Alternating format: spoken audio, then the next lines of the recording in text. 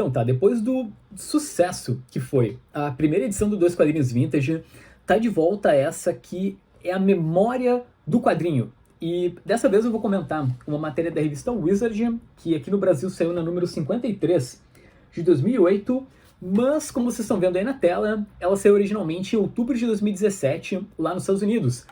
E uma das críticas que vocês fizeram ao formato do Dois Quadrinhos Vintage era justamente que vocês não estavam conseguindo ver a matéria, porque eu só tinha a revista em mãos, então eu consegui encontrar a versão digital da Wizard.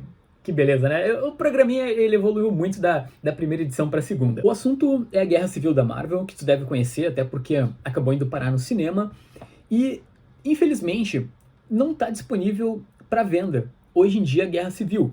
Certamente a Panini deve republicar, mas assim, o mais próximo que tu consegue chegar hoje em dia da publicação da Guerra Civil é no Marvel Saga, que é essa nova coleção da Panini, que inclusive entrou em pré-venda o volume 3, que é a fase do Homem-Aranha, que em algum momento vai passar pela Guerra Civil, e aí tu vai ter toda a questão daquele uniforme que apareceu no cinema, que é esse aqui que vocês estão vendo na capa da edição antiga. Eu recomendo muito que tu leia em algum momento Guerra Civil, eu acho muito melhor do que a versão do cinema, e durante esse vídeo vocês vão entender um pouco melhor por quê.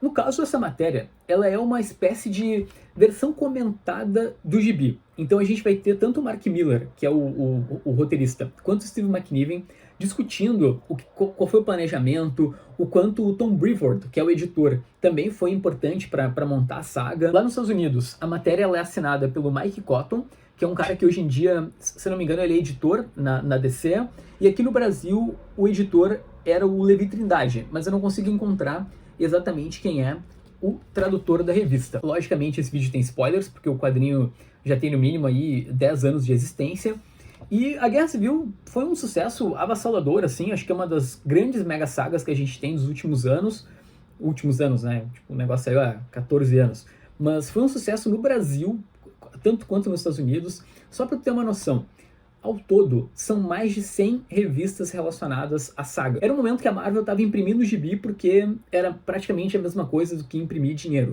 A matéria ela abre com um comentário onde a gente descobre que o Mark Millar, quando estava lá na sala de redação da Marvel para discutir os andamentos dessa história, ele nem sabia quem é que ganhou a Guerra Civil norte-americana. E durante essa entrevista vocês vão ver que ele estava bem menos preparado do que a gente realmente imagina. E então vamos lá.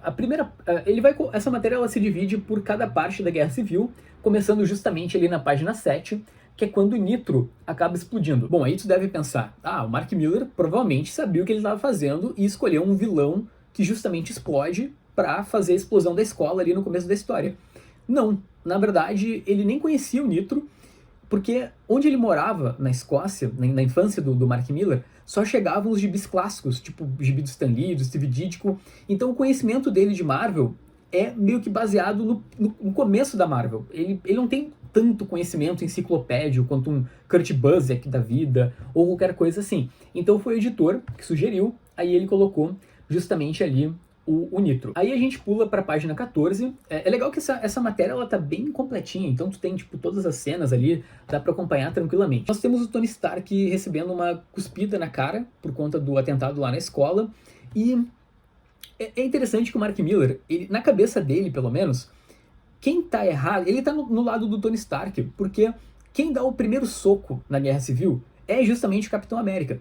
Mas a gente sabe que, no pensamento geral, o Tony Stark saiu como vilão do episódio. Mas ele, como escritor, o tempo todo, ele estava querendo igualar as coisas, sabe? Ele não queria dar margem para um ou outro herói sair como o cara errado. O que eu acho meio estranho, assim, porque é que não tem como tu defender... Só para constar, eu sou time Tony Stark na Guerra Civil, mas eu acho que não tem como tu defender um cara que justamente está tentando tirar a liberdade dos próprios amigos.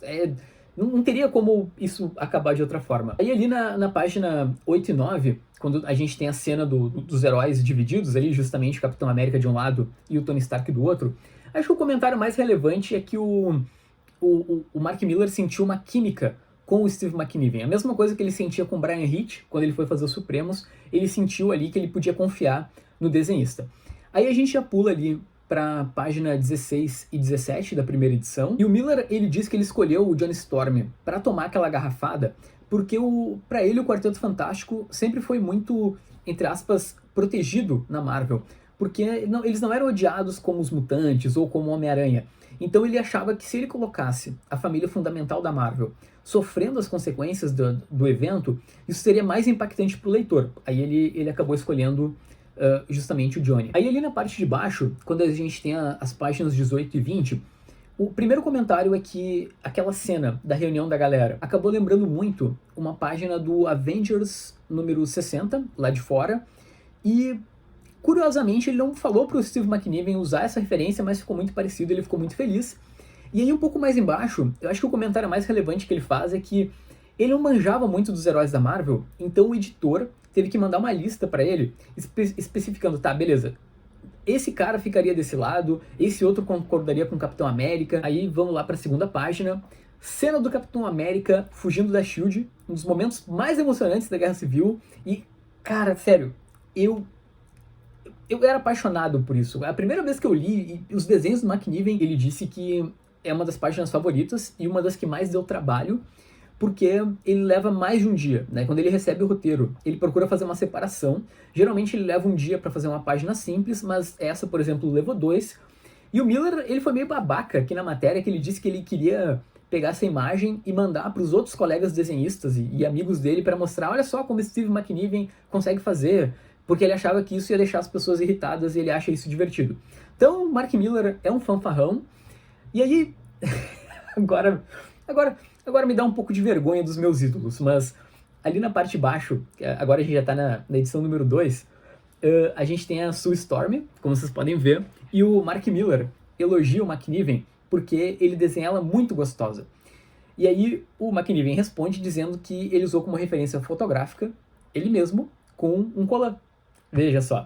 Ainda na edição número 2 a gente tem o grande momento, que é a revelação da identidade secreta do Homem-Aranha. Aqui eu acho que o comentário mais relevante é que o McNiven diz que ele odeia fazer esse tipo de página porque é muita pressão. Como ele sabia que era um momento histórico que ia simplesmente reverberar por toda a indústria e até para fora dos quadrinhos, ele disse que não se sentiu feliz, assim, ele acha que ele nunca consegue sentir que tá o ideal do que deveria ser o resultado da página.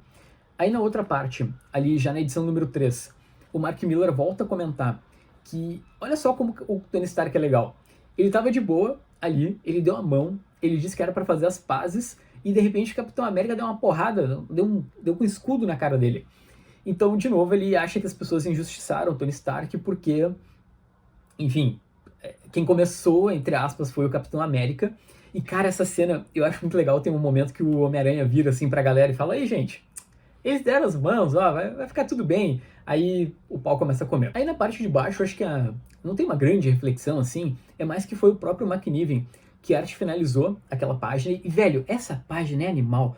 Tu consegue ver o dente do Capitão América voando com a porrada do Tony Stark. E é aqui que eu digo, isso aqui é de verdade. Os caras estão se quebrando, não é aquela briga de colégio que foi o filme da Marvel. Edição número 3, ainda agora quando o Thor volta.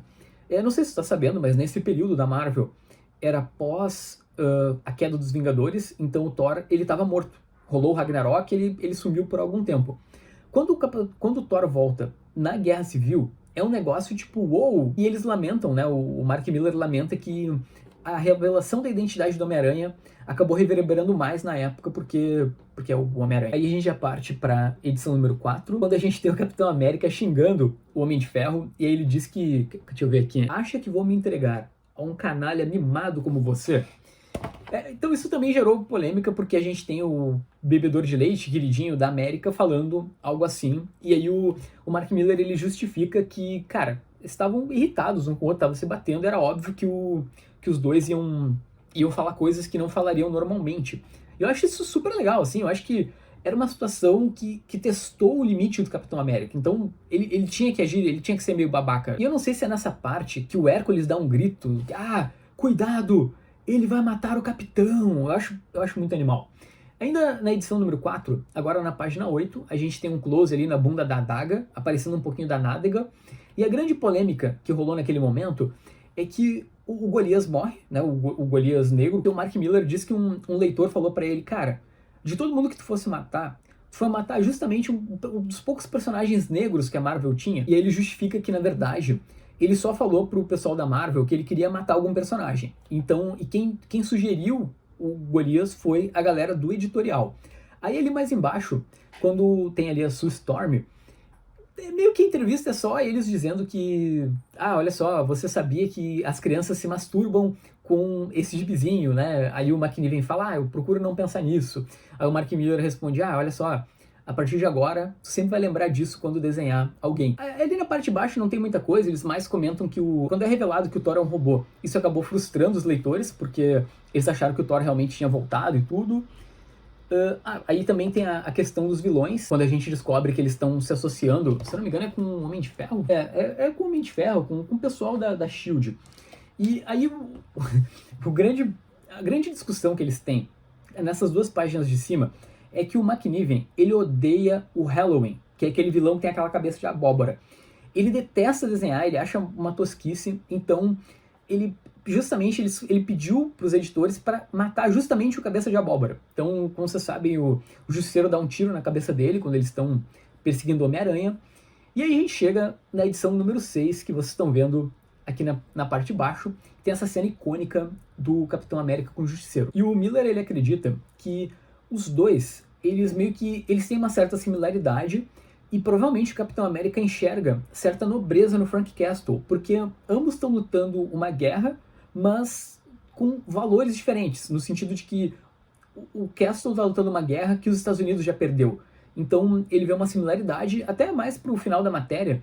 Eu já vou soltar um spoiler, ele diz que gostaria, um dos planos dele pós-Guerra Civil, é que o Justiceiro, quando o Capitão América morresse, colocasse o manto do Capitão. Aí na parte de baixo, a gente tem aquela cena onde são revelados os espiões. De cada lado da Guerra Civil, alguém estava espionando o amiguinho. E o McNiven, ele conta que ele errou, porque nas primeiras páginas dessa edição, tem um momento onde aparecem uns personagens lá da S.H.I.E.L.D. E já era para ter colocado o Hulkling no começo da edição, para no final ele ser revelado como um espião. Então ele errou, porque ele meio que surgiu a revelação, mas o Hulkling não tinha aparecido antes. E a gente chega aqui na última página, não, penúltima. Aqui agora é a vez do McNiven dizer que ele não tinha muita ideia dos poderes dos personagens, então ele precisava que o editor separasse, dissesse, esse aqui vai estar voando, enfim, então tinha que especificar porque ele não é uma enciclopédia no conhecimento do universo Marvel. Ele diz que foi uma página muito difícil de desenhar. E na parte de baixo, ele comenta que a cena de ação às vezes é muito difícil com muitos personagens, porque ele queria mostrar o Capitão América se movendo com facilidade durante o combate. Mas como tinha muito personagem, ficava difícil de colocar o foco onde ele queria, então isso gerou um pouquinho de dificuldade. E aí a curiosidade é que tem o Woody Allen aqui na parte de baixo, como vocês estão vendo ali na tela. E aí chegamos na última edição, pelo menos na última página da matéria. Primeiro eles dizem que o Thor, como vocês estão vendo, quando ele tem a cabeça explodida, né, pelo Hércules, o Mark Miller achou sensacional, porque enquanto o McNiven queria colocar mais sangue na cena, o Mark Miller disse que foi legal assim, porque se fosse sangue não ia dar pra ver o olho pulando e os pequenos detalhes do sofrimento humano. Oi gente, eu tô aqui editando o vídeo e... Primeiro, tá tudo bem contigo? Aí, tô aqui na edição, dê like nesse vídeo, tá? Ajuda muito. O ponto é que eu esqueci de citar um detalhe. Como vocês estão vendo aí na tela, essa é uma página do Supremos, desenhada pelo Brian Hitch, e o McNiven diz que a inspiração dele para a explosão da cabeça do Thor veio dessa página, que ele queria desenhar alguma coisa tão impactante envolvendo o Thor, e aí saiu isso que vocês estão vendo aí na Guerra Civil. Continue o vídeo, e que homem lindo esse apresentador, né? Nossa! Na edição número 7, ali ainda na parte aqui de cima, eles discutem um pouco como a Guerra Civil deveria ter sido resolvida. E aí, diz o Joss Whedon, diretor do primeiro Vingadores, ele foi o cara que veio com senso comum para quebrar a ideia de que os dois times ganhariam no final. Ele disse que não, na real o que tinha que acontecer é que alguém tinha que ganhar, porque senão seria um final muito sem graça, sabe? E eu acho que isso é uma das coisas mais legais da Guerra Civil. Eu sinto falta desse tipo de saga. Eu sei que chegou num ponto que meio que saturou, né? Ninguém tinha mais paciência, mas as coisas realmente aconteciam, sabe? Isso era muito legal. Aí ali na página 17 e 20, mais aqui no meio da matéria, tem a cena onde o Capitão América tira a máscara, começa a chorar e acaba aceitando ser preso quando ele se dá conta do que está acontecendo.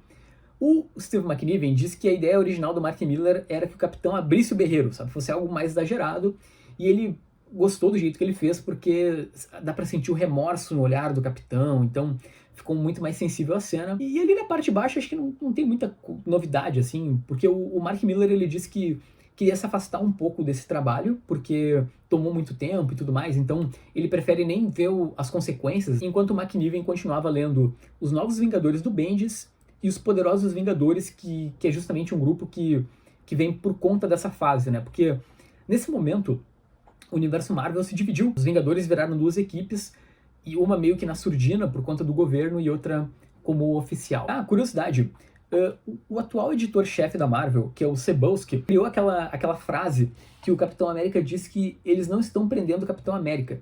Na verdade, eles estão prendendo o Steve Rogers. Então isso veio da boca dele, foi ele que deu a ideia e não o Mark Miller. Que também é uma reflexão interessante desse vídeo, quanto geralmente o gibi não é um cara só que tem a ideia, enfim, tem toda uma questão de envolvimento editorial. Eu às vezes me culpo que eu reclamo muito de certos escritores, mas às vezes os caras simplesmente não tem como opinar e o gibi sai do jeito que a Marvel quer. Acho que acabou. Aí depois já vai falar um pouco mais sobre o Capitão América, e essa é a capa da revista que saiu lá nos Estados Unidos. Eu realmente espero que esse programinha tenha sido legal. Lembrando que, se tu tá afim de colecionar essa nova coleção do Homem-Aranha, o link tá aqui na descrição do vídeo, tá? Tem a pré-venda. Tu ajuda muito o Dois Quadrinhos Vintage a ter mais programinhas clicando nos links que estão aqui na descrição. Críticas e sugestões também aqui embaixo. Eu acho que o programa evoluiu, fica mais legal essa organização e vocês podem ter uma noção melhor da matéria. E eu vou indo lá, tá? Bom final de semana aí pra todo mundo. Fui!